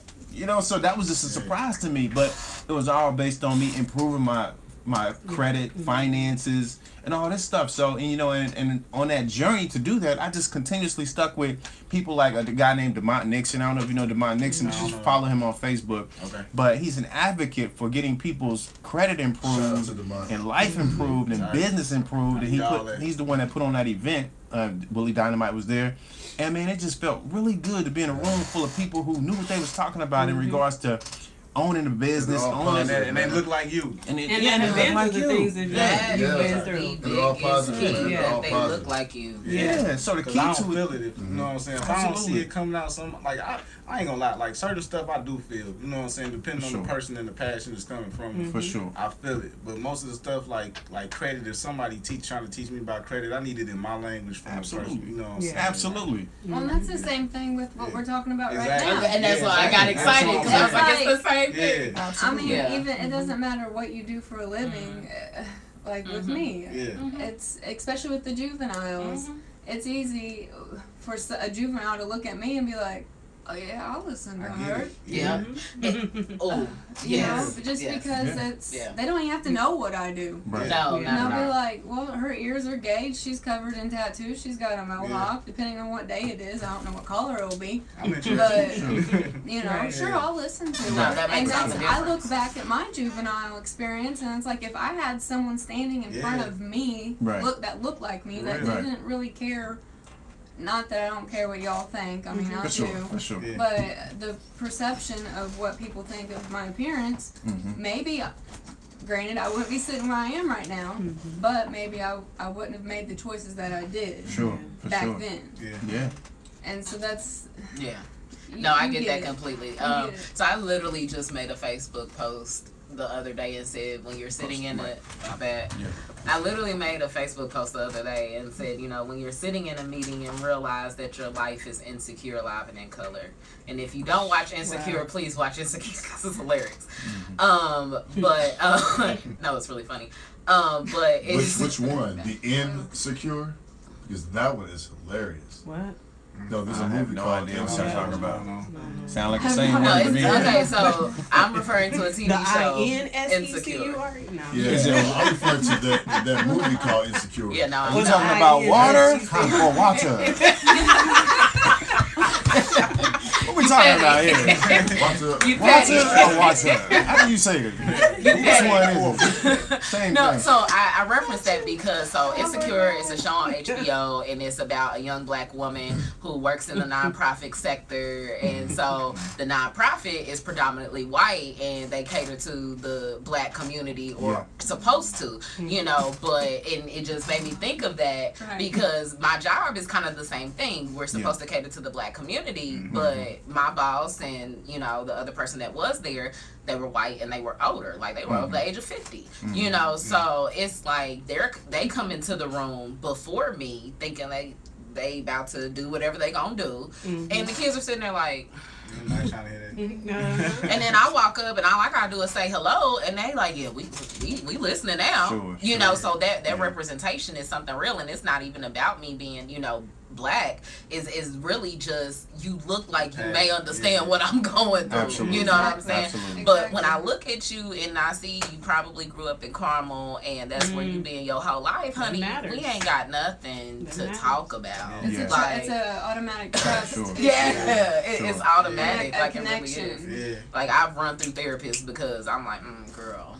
Look, I still don't even like therapy because of my juvenile. I mean, granted, most of it was court ordered. Yeah. And there were, but it's just. And they, when they speak, I'm sorry. No, I want to hear what you guys say because I might want to go too. If there's people like me, I'll just go to listen because I've got, and that's the mental health aspect, anxiety. You can ask Rich. OCD. The tag on the bedspread, it's got to be at the bottom left. Look, look, there'll be a comment soon because I'm expecting it. I mean, it's been 8 years, and that's that I guess could coincide with an addiction. For sure. Absolutely. And he doesn't do anything about it because he just lets to Richard, you ain't tripping off that tag, is you? Look, super OCD. Right? Super OCD. Up, down. Capital O, capital C. Right, didn't it? But I don't like the whole counseling aspect. Gotcha. So proceed, please, with your little. I was saying that when I go to my NA meetings, you know what I'm saying, if there's a speaker, like I can almost automatically tell that I'm about to tune out. Sure. You know what I mean? I'm like, all right, this. Wow. I'm probably not gonna feel what you got to say, bro. I'm gonna listen because you might. He said never. I was gonna say he was about to say something. Because you might trigger something, but you know what I'm saying. Like I said, it really ain't. Sometimes it's not about the person's appearance, or where they came from. Sometimes it's their energy. It's their because somebody could reel me in. Like this one dude, I was like, I killed him before he even, opened his mouth. But as soon as he started talking, I'm like, oh, dang, for real. That brings back to the stigma, though. You can't judge a book by its cover. You can't judge a book by its cover. Very true. Absolutely. Very true. I don't judge people based on appearance, but I do judge you based on your energy. Exactly. Energy is huge. Yeah. And we are energetic beings in human flesh. Like I just want people to understand that. That's real. And so for me, there have been times where I've walked into a counselor's office, a therapist's office, whatever, sat down and was like, you know what, get right back up because whatever you got going on, honey, you can't help me with anything. Exactly.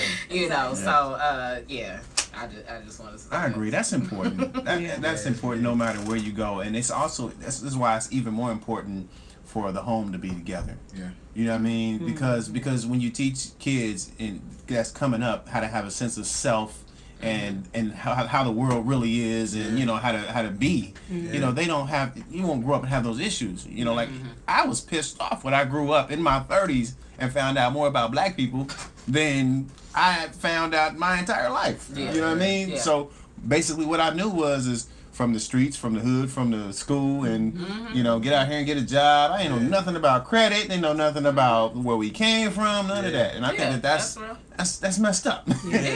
So but it's also a reason why we have to be advocates for making sure that doesn't happen to the next generation. I try to be as open as I can because I got two boys and a girl. You know what I'm saying? Yeah. I got a 15-year-old, 11-year-old, and a 4-year-old daughter.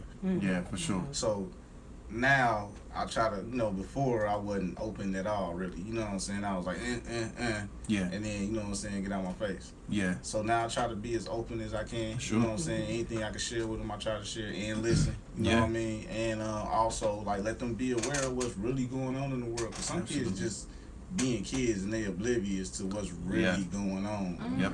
I'm like, even if you don't catch it all the way, I just want you to know what's really going on. Absolutely. Just in case it hit you from the side, you kind of know what you're dealing with. And you won't grow up and realize, like, hey, there's really some stuff going on here that I didn't know about. I don't want you to be unaware walking across the street, get hit by that Mack truck. You know what I'm saying? And America needs to realize that an aware person is a better person. Let me tell you. No, that's real. That's for real. And it ain't got nothing to do with it. They always see, there's this movement going around where it seems like every time that there's a movement of some sort of positive, it's always seemed like it's shunned. And what people don't realize is that that's how you get back up. That's how you climb. And giving people knowledge about themselves and showing them that there's better ways to do stuff, having these kind of discussions shouldn't be shunned. They should be absolutely be talked about, because once you know better, you do better. And it ain't got nothing to, like, once I found out who I was, I'm like, well, hell, what the hell I been doing around here? I'm on some land, man. You sitting waiting on 40 acres in the You know what I'm saying? The opportunities, it's not displayed the same. You know what I mean? When you realize that you have the opportunity to do that versus growing up in the environment that you grow in, you don't look at it like you got opportunity. Subject to what you grew up in. So those opportunities should be taught and available when you're young. So that's what the fight is. So, but I'm glad that y'all came through.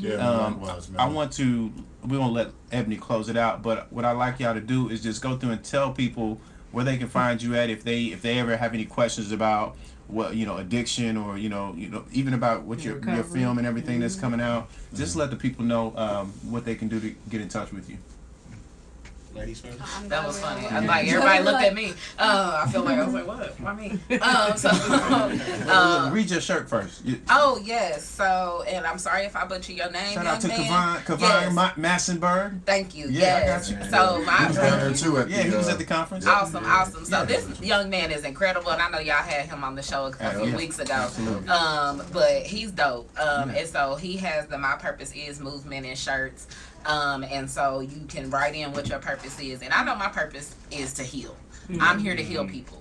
And so whether that means, if you're a Christian, I'm laying hands on you. Or I'm praying for you, or if that just means, I'm helping you through the process of recovery, or, just helping you on one-on-one and peer-to-peer.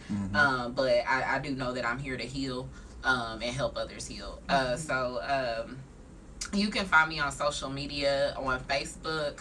I am Tasha Marie. I'm gonna be honest though, I don't really have people I don't know on Facebook.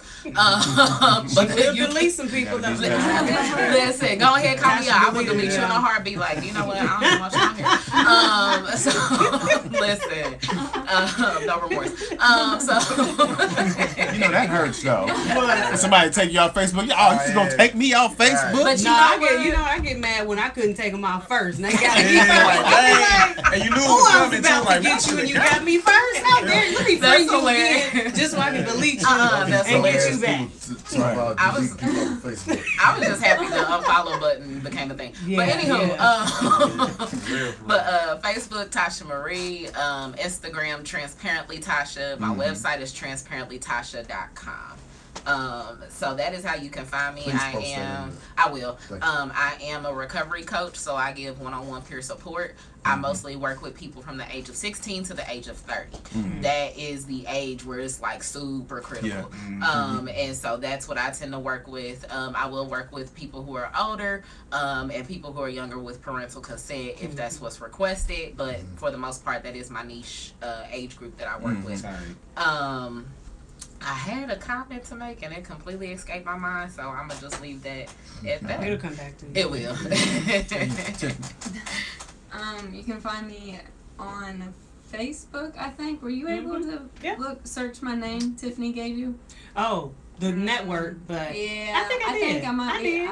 Okay. If not, you can add Rich Gadu. He'll add anybody on Facebook. So, yeah, and he'll probably have a comment here to say soon about that. And he just liked it. Actually, he loved it. So, anyways, the network is the Yana Network on Facebook. There's a page you can like. If you're interested in joining the actual closed group, you're more than welcome to check it out. There is a waiver to sign just to acknowledge the fact that anything said in it is confidential within the group. Sure. And then there is a Instagram as well, and it just kind of coincides whatever I'm posting on the page as well. Okay. So it just mirrors it. Awesome. Appreciate that. All right, and you can find me on Instagram at FlyHeavyMedia,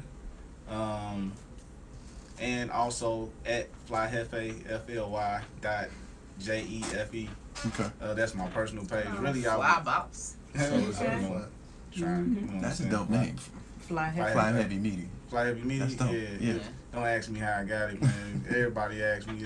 It's not deep at all. It sounds professional. I love that. Yeah. I love it. It sounds like it has a real nice deep meaning to it. Though. It don't. Black Fly was taken. Black Fly Media. That's what I wanted. And then I was just like Fly Heavy. It just came like that. Yeah. And then I ran with it. And then I have another That's a nice ring to it. media group that I'm working on with a friend of mine named Moses.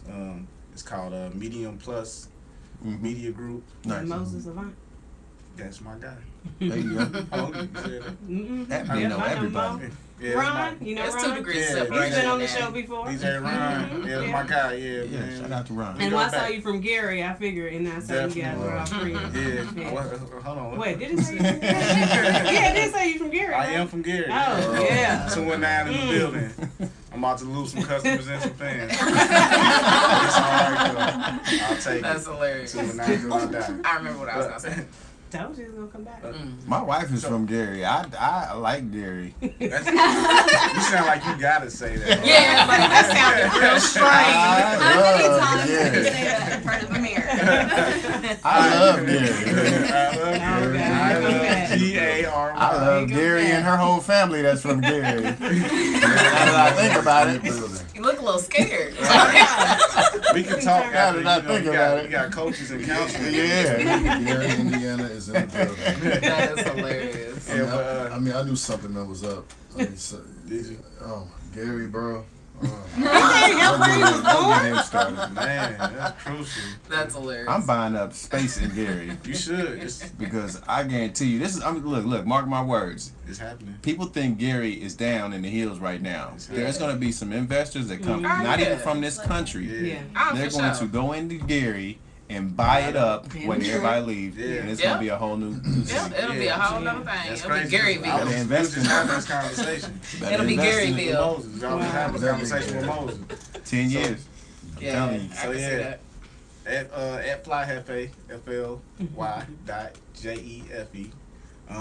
At Fly Heavy Media.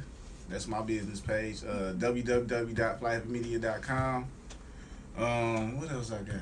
Instagram. Instagram. I just did that. Facebook. Facebook, Keith Samuel Baker. They finessed me out of my Fly Heavy Media name.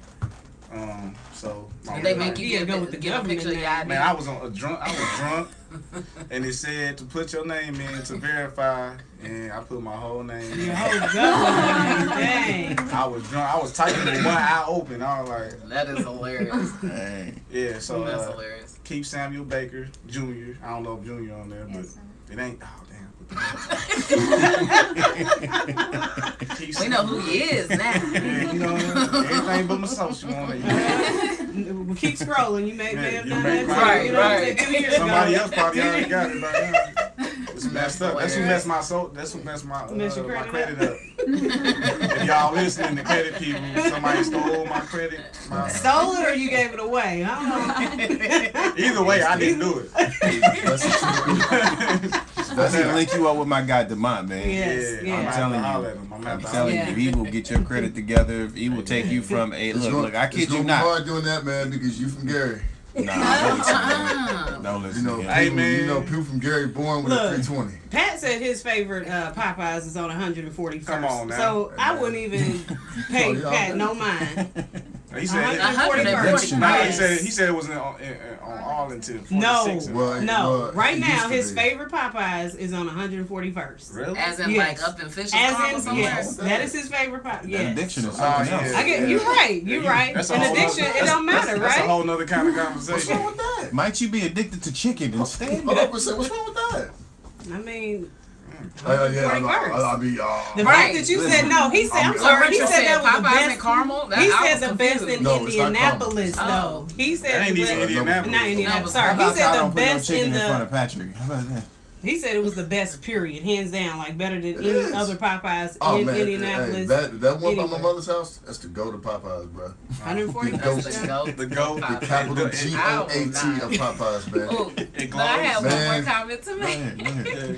So this is for my people in recovery, because it's something that I've been kind of just struggling with lately, and maybe I'm more than likely not the only one, because we really are the only one. But I've been going through an identity crisis. Okay. So for 10, 11 years, I was this addicted person.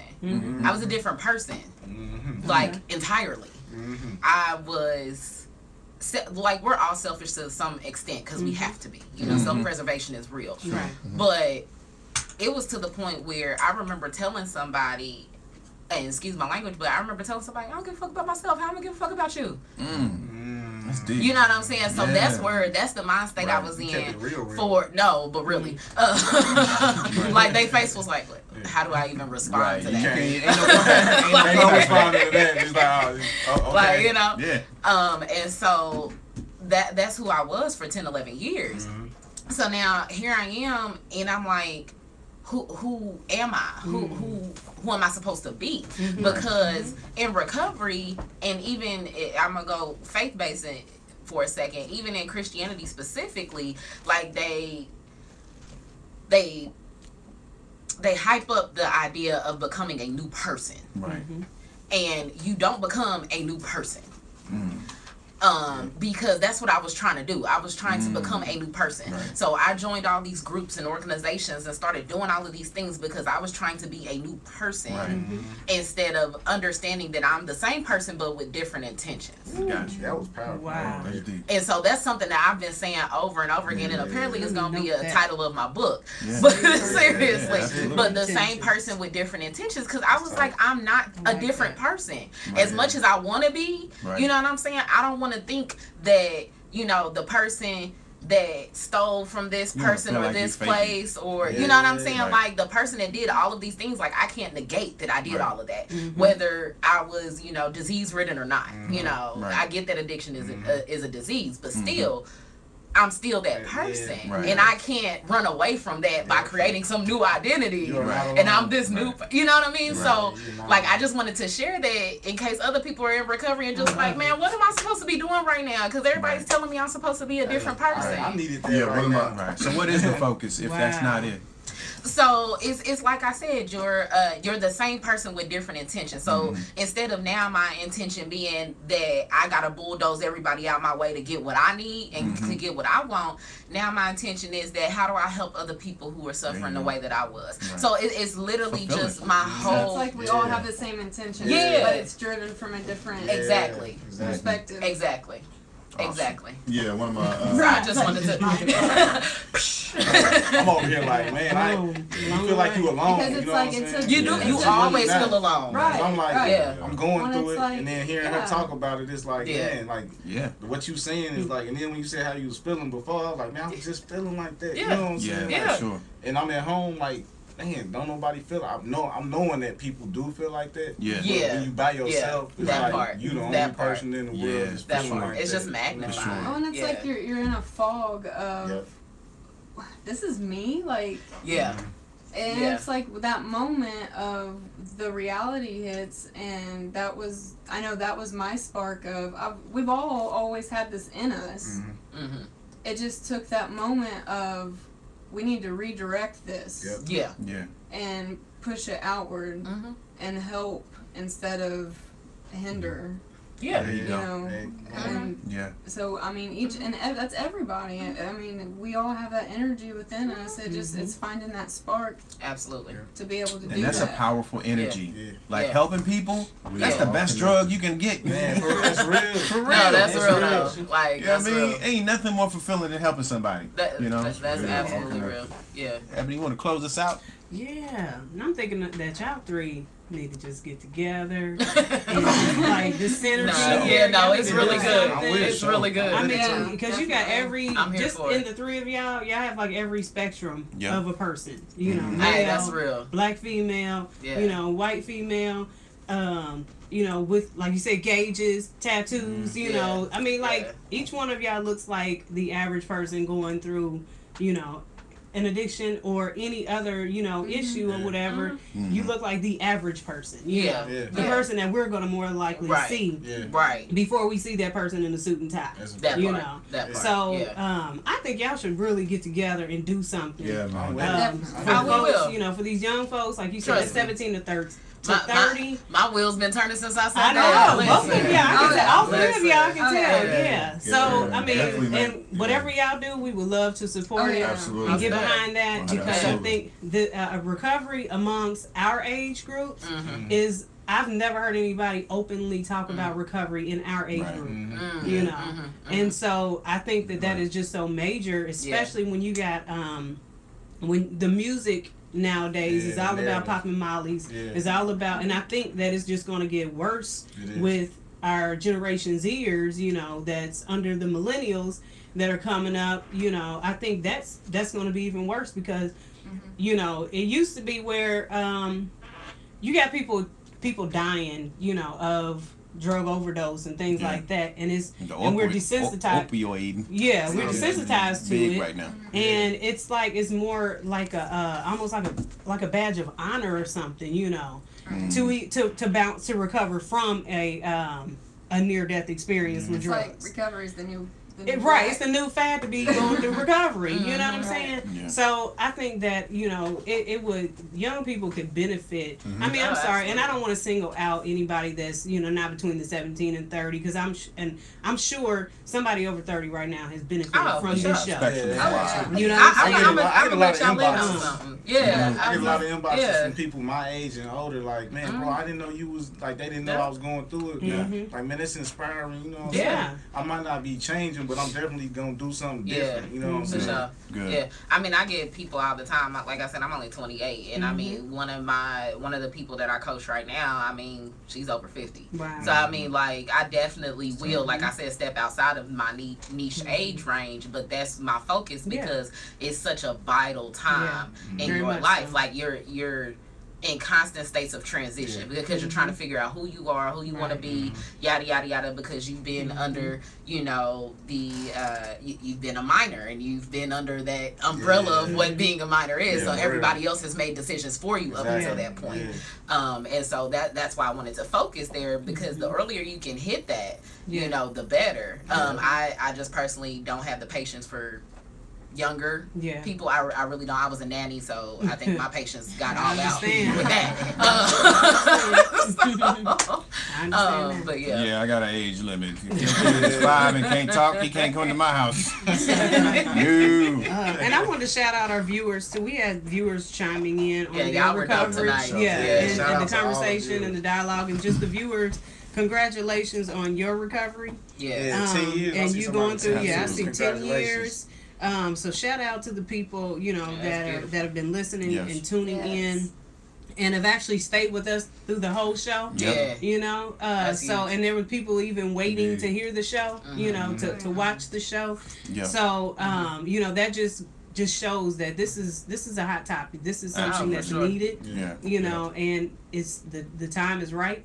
So, you know, I hope whenever y'all get something together, just let us know. Hey, let's take this show on the road, everybody. Hey, let's go. The gray area, all that. And then I wanted to say to Keith, because he had talked about, you know, dealing with his depression and everything, and, you know, just some of the things that Ray was saying that you said you had been thinking about. I wanted to kind of just encourage you, because if you voluntarily went through a 3-month process, man, that's long. Voluntarily, you know, so much you could do. You got the patience. Yeah, you know, so be patient with yourself. Yeah, that's the biggest thing in recovery. Is being patient with yourself. That is the biggest thing to see it through. Because I mean, 3 months voluntarily. I just can't get that, you know, because a lot of folks, they have to be in recovery. You know, you know what I'm saying? I thought about it a couple times, but it was like. But you didn't. That's the fact of it. The bigger picture was for sure that you did. You was not, doing it for more than just yourself. Right. Yeah. I feel like people in recovery, they realize, like, the big thing right now in recovery is everybody saying recovery is possible. Well, no shit. Like, you know, and I don't mean that in a derogatory way, but it's like we have to get past that. Recovery is not just possible; it's necessary. Absolutely. It's absolutely necessary, and so like that's something that I stress heavy. And too, like you were saying, you do have to do it. You can do it for other people, but you really have to be selfish in your recovery. Because if you don't get yourself together, everybody, you know what I'm saying, you can't help nobody else. So it's hard. Like it's hard for me to be like with some people now. I kind of have to shun myself away from them. Like, well, I gotta do me for sure. You know what I'm saying? Because I can't really help you right now. I gotta help myself because I'm not that strong yet. You know what I'm saying? When I get there, I'll be able to, you know what I'm saying, come and help you. But till then, you know what I'm saying, I gotta do me and help my family. Man, there's so much respect, bro. So much respect for that, because I'm telling you, like, a lot of people, man, they can't get off the hill. I mean, and we see it every day in the streets. You know, on TV, you see people videotaping stuff. You know, there's people that's really messed up out there. So man, I applaud anybody who can make a change like that. And what you did was brave. I don't know nobody that went through a 3-month recovery and passed it. Just, you know, like, that's resilient to me. So I applaud you for that. That's a big deal. Man. One of my close friends, man. I mean, you know, I've known him since we were like 4 years old, man. He lost his mother 3 weeks ago. But he checked but he checked himself in to recovery Friday. So I'm praying for him. Yeah. Well, all right, man. Look, we got to do this again, and we always say that because we love to have these conversations. The Gray Area is the platform that we put together for this reason. Is because we want people to know that there are people out there doing, you know, like you, you know, like us. There's people that want to know more about this subject, and there's people that are dealing with this subject. So I'm hoping that this is going to help somebody today, and I appreciate y'all taking time out to come to the Gray Area. Rich, thanks for sharing your wife with us. Thanks for the platform to actually do this. No, for real. Richard is the flat earth king. I love coming out here. I really do. We like having you on here. I can't wait to come back, man. This was cool. Yeah, definitely. And we definitely want to follow up with the film and everything. We definitely want to help you push that out there and give you as much, you know, press as we can. I put thanks for sharing that too, by the way. I put the trailer out. I'm gonna do, I think, 3 trailers. Like, I'm not gonna say what they gonna be, but I'm gonna put out 3 trailers specifically made for specific points in my life. And to lead up to it, because I really don't have a date yet, but just tag us in it. Whatever, keep us posted or whatever you're doing. Thank you for sharing your husband. And being an advocate and coming on and talking to us. Some people will shy away, like, I don't want to go on. But that shows you how big you stand by him. Like, for real. I think it's important to hear the story of the addict, but also the people that stood by. Absolutely. Just as important. You don't know how long or if you can, but you don't know what you can do or what you will do until you actually do it. There you go. There you go. So, and I think the road to recovery is supportive, because even if we did end up in divorce or whatever, he's still the father of my children. There you go. It's not just done. Right. Wow. So, hey. That's keep her. Hey, man. That's it. Hey, look, man. Hey, man, that's right now, right? Tell us. Till death do us part. There it is. And she's still gonna be there. Till death. Anybody was watching and getting any ideas or thought it was over? Hey, it is. You know how you gotta tell people. Let me tell y'all something real quick. No, that's real. Let me tell you like this right here. That's real. You know what I mean? You gotta talk to people like. You gotta listen. I had to say it clear. Yeah. I made sure we gonna die together. All I love it, man, and we need more of that. You know what I mean? We need more of this to heal the community, to go further, and to just be great. You know what I mean? Let's keep doing this. Absolutely. We want to thank the viewers for tuning in. We so love y'all for y'all don't have to sit up and watch our show or anything, but y'all do it. And we love it. And we know everybody got to go to bed, so we're going to let y'all go to bed. We old too. Right. It's Tuesday, boy. Hey, man.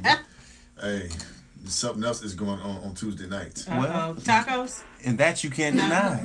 Taco Tuesday? Y'all know what it is. No. Ebony. What? You missed Ebony missed everything. She said Taco Tuesday. She's the nastiest person in the room. What time? Talking about some damn Taco Tuesday. What time? Maybe I'm not talking about those. It's 10. Oh, okay. Taco. Oh. I don't think I don't know adult nothing about enough no for this conversation. I don't know. You are only 28. I'm just saying, I feel like such a baby just now. What Like, kind of position that is? inappropriate. What? Taco Tuesday position. I mean, what's that? I can't even picture that position. This is too much for my young ears. Where's the shell at? Where's the shell? Lettuce and all that, huh? It sounds Latin. I'm not doing this. The new Kama Sutra moves that you over there talking about. I'm not doing this. Okay, we closing out. On Tuesday. To me, you gonna It get is home late. To me, be like, come on, baby, let's do the Unfortunately, when you sound just like Tamika. No, that's the voice Pat always uses. Man, this is wife alone, man. See? Somebody did just comment. Oh my God! See, now you got her going. She said, "Put your meat in my taco." It's going down. It's going up now. And on that note, turn the red shoe down. Unfortunately, Red shoe diary. Wow. I ain't heard that. Oh my God! I'll show my age. Wow. unfortunately, this is what old people do. Then you gonna go home and go to sleep. Y'all thought we were Right. Go straight to sleep. Wake up like that. Hey, did we do it? Right. Can't remember nothing. I can't remember if we did it or not. Was it good? Can't remember nothing. You will remember. I ain't saying I wasn't. She said you will remember. Hey, that's what I'm talking about. she's like, 12 years, I'm just saying. That's what I'm talking about. That's what I'm talking about. You feel me? shining All right, we out, y'all. Man, you just started something about some damn taco too. You got her thinking about. We will see y'all next week. Peace out. That wild. Wow. Oh man, I can't feel my leg. So I sent y'all.